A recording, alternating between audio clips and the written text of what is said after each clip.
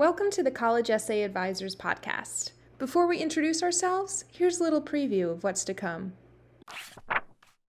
You're trying to build a bridge, weave a story, take varying components of your own life and what these institutions have to offer, and show how all of the puzzle pieces fit together. I've used every Yeah. cliche metaphor in that sentence. Don't do that on your college essay.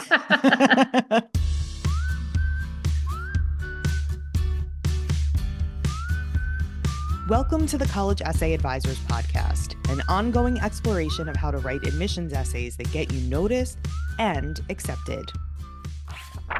I'm Stacey Brooke, and I'm the founder and chief advisor at College Essay Advisors. Hi, I'm Becca Myers, and I am Director of Advising at College Essay Advisors. And today we are going to talk about the purpose of the Y essay and how to make sure yours is distinct. So when we talk about the Y essay, we're talking about the category of school-specific supplemental prompt that essentially asks, when it all boils down to it, why do you want to go here? What will you do when you get here? It's one of the more common prompt types. You're going to run into it all over the place in many incarnations. You're going to be asked for 100-word versions of it, which are kind of annoying, 550-word versions of it, which are annoying in a totally different way. But the great thing, if we're looking for silver linings and having to write 5,000 essays, which we always are, is that these Y essays force you into a position where you need to really research and reflect. Why are you a good fit for this school, the school in question, and why is this school a good fit for you? Yes, I think the why this school is a good fit for you is just as important. It's like in an interview when you go in, and then at the end, it's really important that you ask questions to make sure Absolutely. that this is something that you want as well. So it isn't just you proving yourself. I think you're also saying, this is why I'm pretty great. I want to make sure that you're right for me.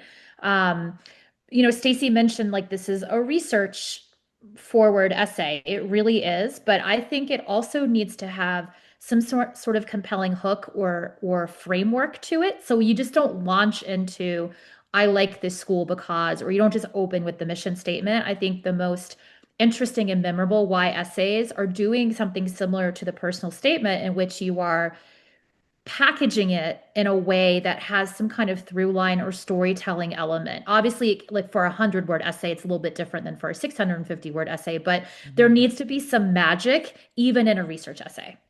Yeah, I think in those longer form essays, and we'll give some examples of what the prompts look like, but in those longer form essays, that's way more possible. In an essay like, for example, what is it about Yale that has led you to apply? 125 words or fewer, you're probably not going to have time to set up a theme or a narrative necessarily. But I do think something important that you mentioned that feels obvious to us as advisors who've been doing this forever, but that we find is not obvious to students is don't include the prompt. You definitely don't have to include the prompt in your answer. Some people want to, but this isn't a school paper. You need every one of those 125 words to talk about why. So just dive right in. And in an essay that's 125 words, it's really maybe 2 sentences, maybe 3 sentences. Um, so you're going to need space to elaborate on your thoughts and make your intentions clear.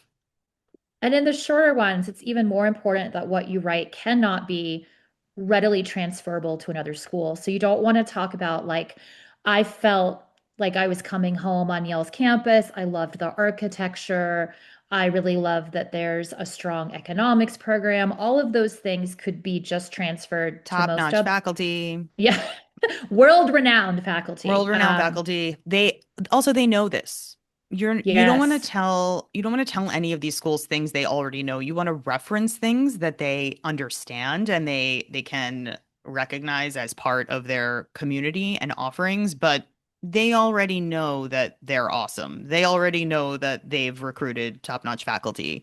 So if you find yourself regurgitating facts from the website or things that can easily be said about multiple schools because all schools say them, just strike those from the page immediately. Yeah. I do think it's It is nice to reference if you have had like boots on the ground on campus, right? Absolutely. I think to show that you've taken the time or you've had the experience to make sure that it's right for you in person, that that's a thing to Yes. mention. But like, Yes. again, don't regurgitate things that are just statistically like available on their website. Completely.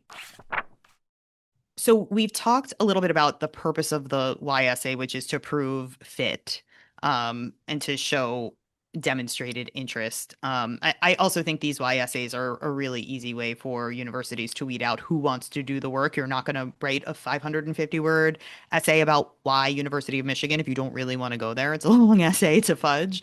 Um, but how do we make these essays distinct? We're starting to get into that a little bit with Becca, your recommendation to include information about any college visits or things where you can add highly personal details, um, give examples of anecdotes of things that happened while you were on campus. Did you run into a certain professor? Did you sit in on a specific class? The research that you do and how you connect it to your past and current achievements, interests, activities will also be a really convincing way to prove your points to admissions and personalize this essay. Yeah. So, for example, if you want to study zoology rather than just talk about a professor in that area of expertise and the paper they wrote, you could say that paper by that professor is it really taps into the work I've already done looking at raccoons and nocturnal behavior. I wish I had done that in college. That sounds really fun. Yeah. Anyway, yes, referencing specific professors and the work they've done and how it could be for you a continuation of some of the things you're interested in or have explored in previous research or readings. That's a really interesting detail to throw in. I think you can and should look up specific classes, but don't just list random classes that are available in your major. What have you learned in AP macroeconomics that's going to show up in a higher level economics course?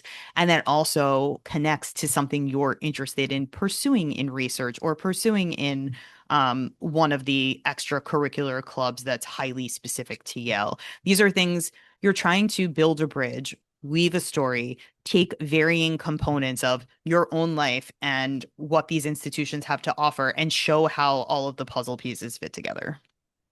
I've used every Yeah. cliche metaphor in that sentence. Don't do that on your college essay.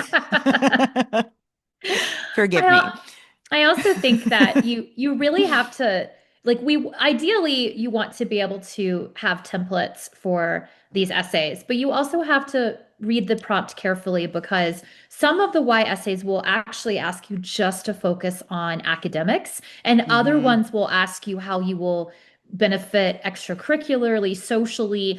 In an essay that just asks about like what you want to study in academics, don't talk about how you can't wait to join like the sewing circle. Like that's not relevant unless I mean, I've had some students try to draw it out and extend it and say the work I do in this particular area of research, I will continue to work with other students outside of class. I guess a nod to that is fine, but really, if they're asking just about academics, it's kind of what they want.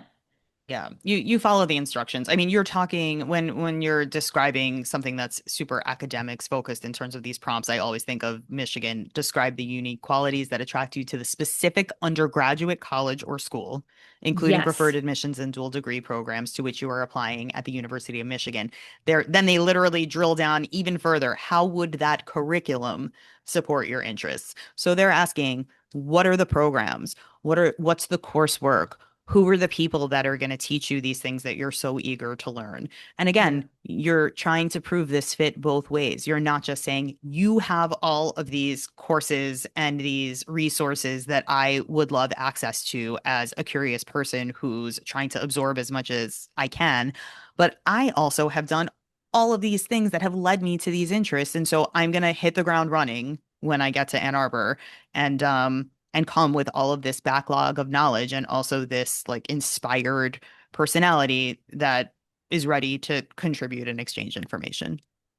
And you can hear how in a 550 word essay, I believe, There really shouldn't be an entire paragraph about how you can't wait to be a Wolverine and go to games. That's not what this question's asking. It is really asking about the specific undergraduate school. So Mm-hmm. talking about your right, the love of athletics. I don't know. I know some people do put that in for a little bit of color. I've had students get in where it didn't affect them, but I don't know. What's your thought on that, Stacey? Yeah, I mean, I think you need to be very intentional about how you're answering these questions, and some of the prompts will give you more fluidity and leeway there. How does the University of Chicago, as you know it now, satisfy your desire for a particular kind of learning, community, and future? Please Yes. address with some specificity your own wishes and how they relate to you, Chicago. So there, they're asking about curriculum, they're asking about activities, they're asking about your professional aspirations. They're asking you to address all of them, actually, which is why they give you 1 to 2 pages. Um, or at least to touch upon them all. Duke, what is your sense of Duke as a university and community, and why do you consider it a good match for you? If there's something in particular about our offerings that attracts you, feel free to share that as well. That's offerings could be anything. It could be that you are interested in the athletic legacy and the school spirit. You need to find more interesting ways to talk about those things than the average applicant. And you also, for sure, should be talking about something academics oriented because ostensibly you are going to college predominantly to learn. So I don't think I would make any of these essays unless they're asking you specifically about school culture.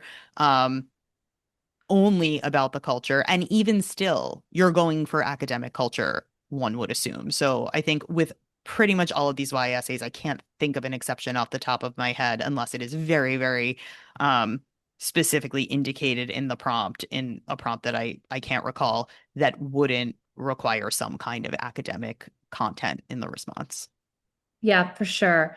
And I think that any of these essays, I think a little bit of future talk is not problematic because even if you're Yeah. asking just about like what specific programs or undergraduate college appeals to you, schools want you to see what you're going to do after, right? They want you to Mm-hmm. carry the legacy and the name in a positive way forward. And so if you do have super ambitious plans about how you want to revolutionize some sort of uh I don't know. No, This no, idea, this the is idea that you can like go forward and someday you'll be a public figure and you can say, I went to Michigan. That's amazing to Look, them. U Chicago is asking you about the future. And I do Yeah. think you're making a super solid point about the fact that these schools want to know that you're entering their environment with some kind of vision for yourself. You're not writing it in blood. You can adjust, take it back, switch your major, change your plans entirely. I've done it 17 times in my life. Like that's what people do.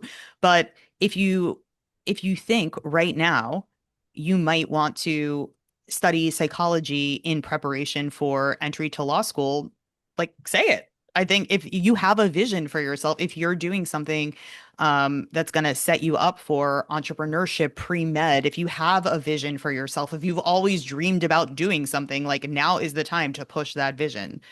Yes. And if you don't know what you want to do, that is okay too. And I think even just giving admissions a survey, a potpourri of options that you have been considering, it shows them that you understand the value of learning and that you also know that you're going to college to ultimately take all of this skill and information you acquire into some kind of future professional realm. Absolutely. And I would say that if you're undecided, passionate about the choice is what I would say. So I'm Love pretty that. sure it's Barnard that has like a foundations curriculum. I'm pretty sure. And some of those classes include required classes include what does it mean to be a student in New York City? Or what does it mean now to be Mm-hmm. a learner in a global environment? Those are both two Mm-hmm. classes that are required.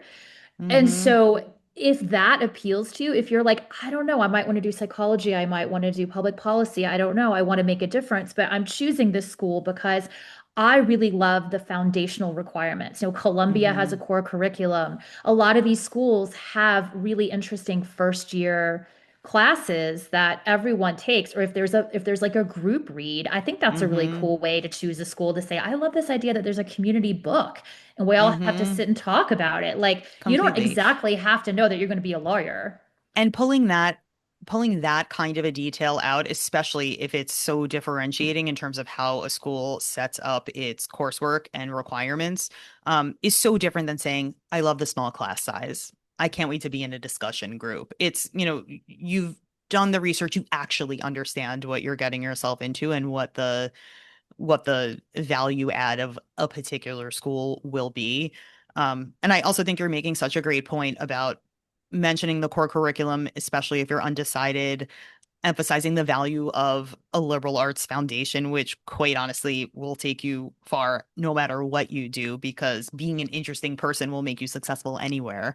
And I think intellectual curiosity and being able to showcase that, whether you're undecided or not, um, it's just one of the most valued uh, characteristics in this process. So I think if you can sincerely communicate that, you're ahead of the game here.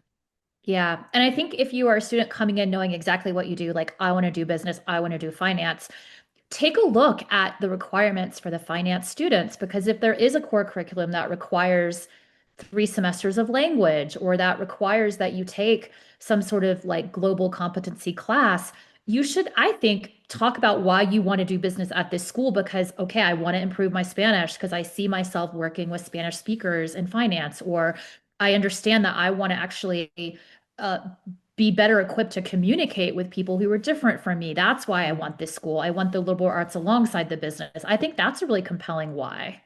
Completely. And to bring it back around to the beginning point of this conversation, this is where you will learn why you want to go to specific institutions. If you are someone with a specific interest in in doing business overseas or in international relations, you're going to discover what each one of these schools has to offer. And in all likelihood, some school is going to call to you in a way that you might not have expected, or it will confirm your suspicions that a program really is a solid fit for you. So those are the kinds of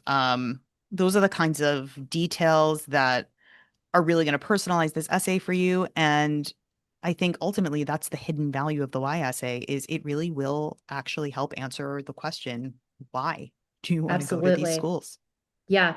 And I would just add that if you have an idea for a double major or a minor, this is also a time to bring it up. If you're a finance major, but you also have 4 years of theater from high school and you want to do a theater minor, that's like a very interesting combination. How many business school applicants do you get, like at Chicago, or finance applicants do you get who want to do like economics and then also have a background in performance? Like, if that I is know a lot something. of dramatic entrepreneurs, to be honest. Just Well, probably, but I guess the point is, like, think about ways that different subjects in your life intersect that differentiate you. Like, try Mhm. to don't force it, but if it's there on the page, I do think you should talk about it. Absolutely. And this is one where if you don't, this is an essay where if you come in without that many ideas, you're you're going to be sparked by some part of the research. Like there is inspiration to be found in the process. So I find this is actually one where students aren't as stuck as they are with some of the other essays, because the websites, the process of writing this leads the way. Yeah. That's our episode for today. Thank you so much for listening or watching. If you like our content, please like and subscribe to follow us for more. Happy writing!